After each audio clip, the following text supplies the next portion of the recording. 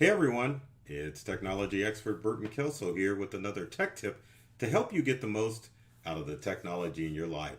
Today we're talking about common technology myth and facts revisited to so that you don't fall for some of the myths that are going on out in the technology world.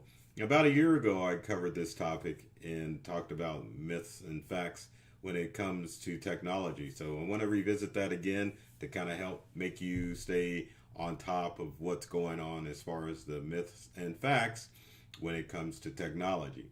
Now, one of the things that I do in my presentations is to come up with some myths and facts as far as technology. I throw these in my technology slides in order to help people stay a little bit more informed about what's going on. So we've got a list of stuff up here, so let's go ahead and get started with those myths or facts. So we'll give you a chance to answer them and go from there. So number one, and everyone who watches my presentation should know this one.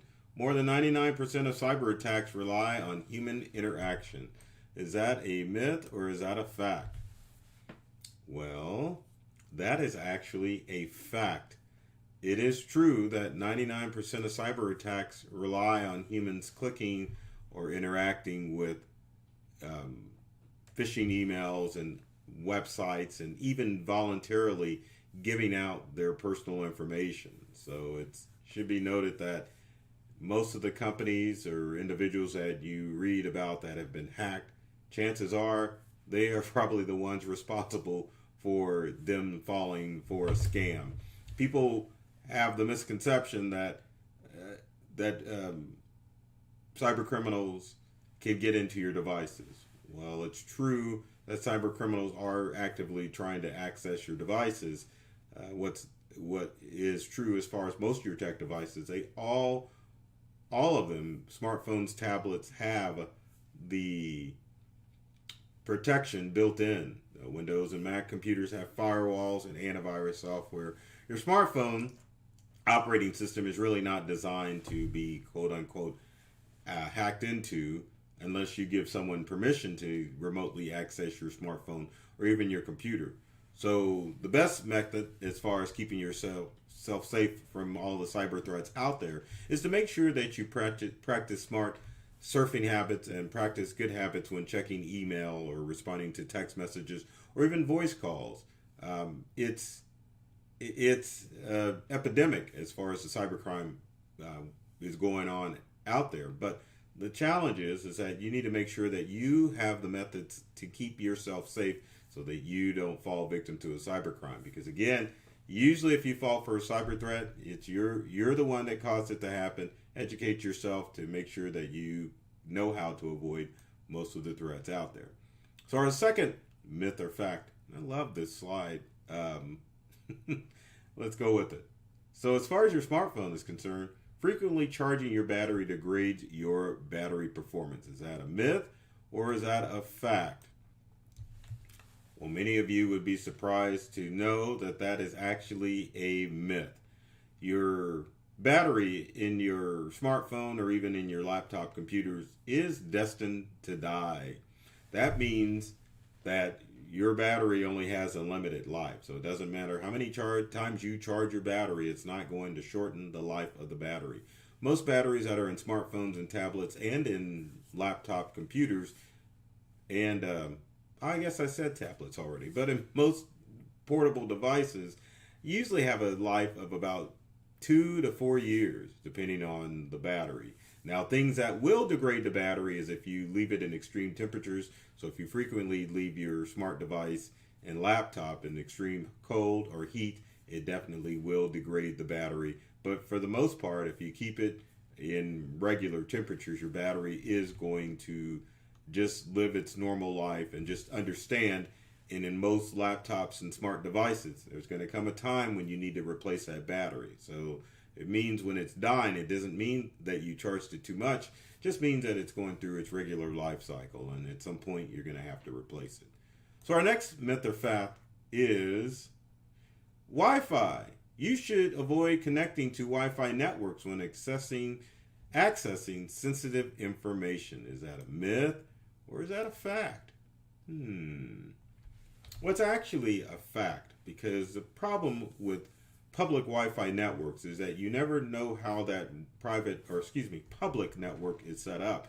Some public networks allow individual connections per computer, so that means that your neighbor at the coffee shop or at the airport won't see what you're doing. But there are some Wi-Fi networks that are set up where it basically creates everything like a big old network where everyone can have the potential to access information on your devices. Now, the best thing to do if you're working on sensitive information is to use a Wi-Fi hotspot from your cellular provider to ensure that your connection is safe and secure.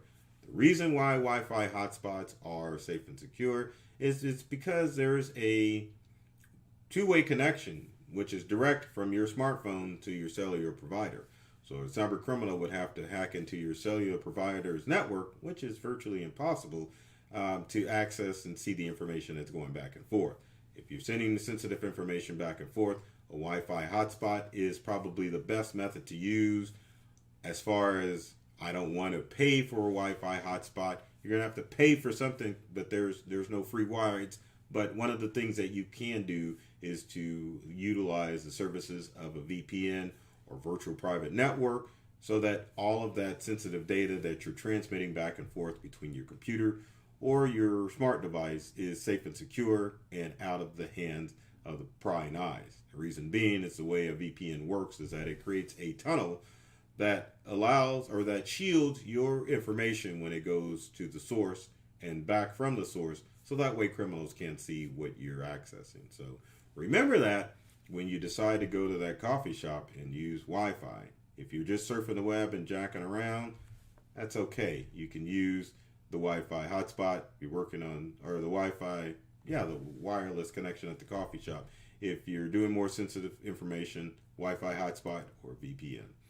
Our next myth or fact. What do we have here? Oh, my favorite.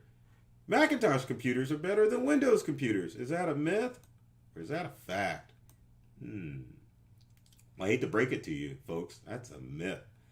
The reason being, up until currently with Apple and their M1 processor, anything before the year 2020 is Windows or Mac is going to have the same processor, RAM, hard drive, and even motherboard parts in them.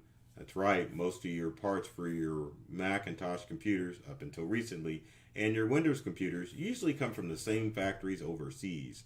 The only two differences between your Macintosh computer and your Windows computer is the Macintosh operating system versus the Windows operating system, and of course the work quality of your Mac. Most of your Macs have that titanium casing, which helps it last a lot longer versus the many stages of Windows computer cases, which can vary from the nice titanium case down to a raggedy plastic case. So if you were wondering why the hinges broke on your Windows computer and they didn't on your Mac, well, it's just the workmanship. If you buy an expensive Windows computer, it's definitely going to last as long as a Macintosh computer. If you're spending between $300 to $400 on your Windows computer, you can't compare it to a $1,500 to $2,500 Macintosh computer. So just keep that in mind when you're thinking about getting a Windows computer versus a Mac computer. Mac isn't necessarily easier. Same thing with Windows, but the best practice is to stick with what you know and just get the computer that's going to work for you and is within your budget. Our next myth or fact is it's time to throw out your devices when they start to run slow. Is that a myth or is that a fact? Well, honestly, that is a fact when it comes to your smart devices such as smartphones and tablets, because smartphones and tablets really can't be upgraded. So once you reach the 4 to 5 year period, it would be time to replace those smartphones and tablets because there's really no upgradability in those devices. Now, as far as your Macintosh and Windows computer, that would be a myth because you can install what's called a solid state hard drive in your Windows or Macintosh computer to give it a little more oomph. I like how that didn't translate. But anyway, you can give it more speed with a solid state hard drive, because solid state hard drives have no moving parts, which means that your Windows or Macintosh operating system is able to quickly access the data on your storage device or hard drive, making the computer run a lot quicker. Just to kind of give you an idea of how fast a solid state hard drive is, normally from hitting the power button to actually booting up your Windows or Macintosh computer, you're talking anywhere from 5 to 15 seconds as far as your computer booting up. So keep that in mind. If you have an older, slower computer, maybe time to upgrade to a solid state hard drive. The other good thing about upgrading to a solid state hard drive with a laptop or desktop Windows or Mac computer is that you can actually clone the information or duplicate the information from your old, slow, raggedy hard drive to your faster solid state hard drive. And solid state hard drive prices are pretty economical now. Right now, if you have a 500 gigabyte solid state or hard drive that you want to convert to a solid state hard drive, you're talking about $70-$80 to get a 500 gigabyte hard drive, about $115 for a 1 terabyte hard drive. So as you can see, for a fairly small price, you can definitely upgrade that old computer to something new, well, not newer, but refurbished and fancy and fast, which is important. Next, myth or fact. Love rolling through these. Oh, who doesn't love cookies? But are cookies bad for your computer and devices? Is that a myth or is that a fact? Well, actually, that is a myth in the sense that if you have a ton of cookies on your computer, really not going to cause any harm. Cookies are basically files that are deposited on your computer when you visit various websites. Now, the bad thing about cookies is that marketing companies, and I love how I say marketing, like Google or Facebook, will scan your computer and your devices to look at your cookies to see what websites you've been to. This gives them a clue as to what they can target advertise to you. So if you have visited a website looking for new furniture or a new computer, and all of a sudden it shows up in your Google searches or in your social media, that means that that site has looked at your cookies to find out if and where you have been, and they know what type of ads to target to you. Sometimes it may be the same company that you were looking for stuff on. Now, next myth or fact is, the good old USB thing. If you don't safely eject your USB stick, you can ruin it. Is that a myth or is that a fact? Well, it's actually a myth, because as long as you're not actively writing to that USB drive, you can snatch it out of your device anytime you want to, except the time that you are actively saving data to your USB drive. If you're actively saving data to your USB drive, don't remove it until you're done saving data. You need to wait a little bit before you snatch that drive out.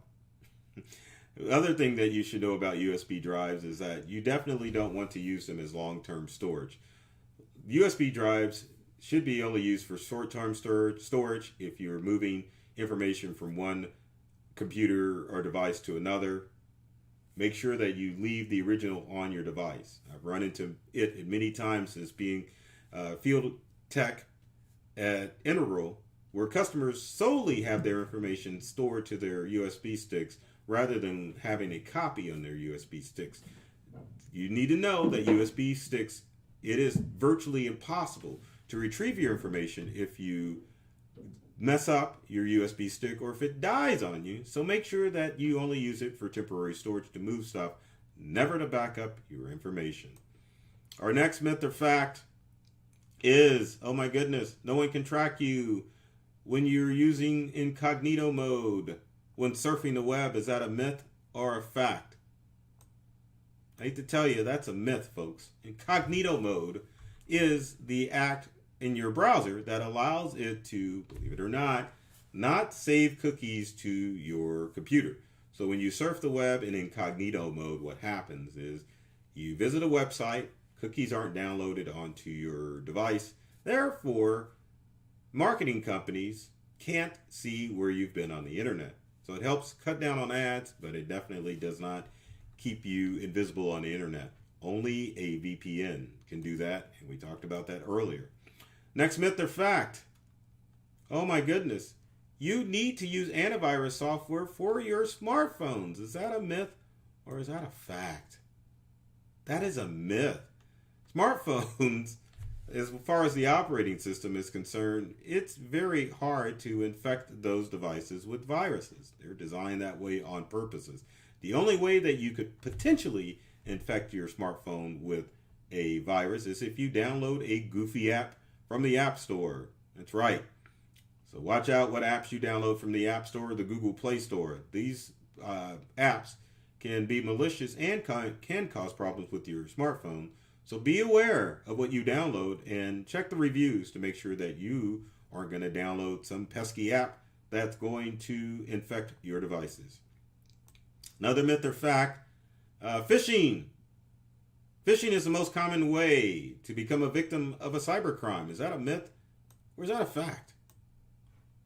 Believe it or not, that is a fact.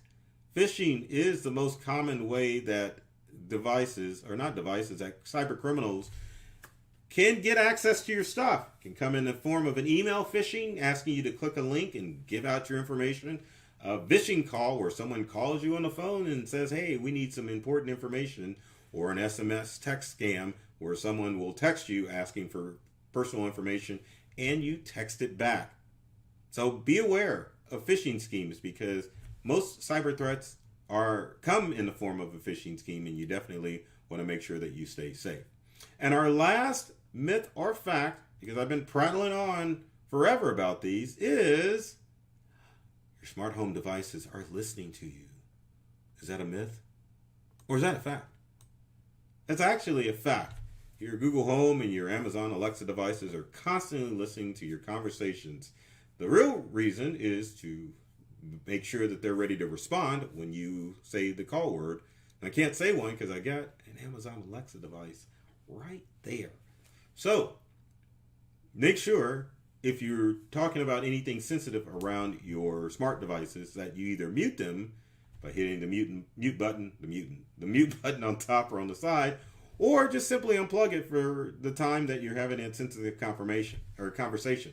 That is for you work at home people. Make sure that you're not spilling company secrets over your smart devices, because if your smart device account is hacked, then cyber criminals are definitely going to look for that information. So with that said, if you have comments or questions, leave them in the comment section below. We'd love to hear from you to find out what tech tips you would like me to talk about and to answer any questions, or you can post any myth or fact information to me to find out if it is a myth or fact. Also, if you like this video, be sure to share, like, and follow and subscribe and comment on this video. Love to hear your feedback, as well as be sure to follow myself, Burton Kelso, the technology expert, on social media, as well as my company Integral. We're all the social media platforms, as you can see right there. Don't hesitate to connect. Let's be friends, and you will get the latest and greatest tech tips and tricks that are designed to help you get more from the technology in your life. So with that said, I love technology. I've read all the manuals, and I'm serious about making technology fun and easy to use for everyone. So take care of yourself and do many things to make you smile. And thanks for watching.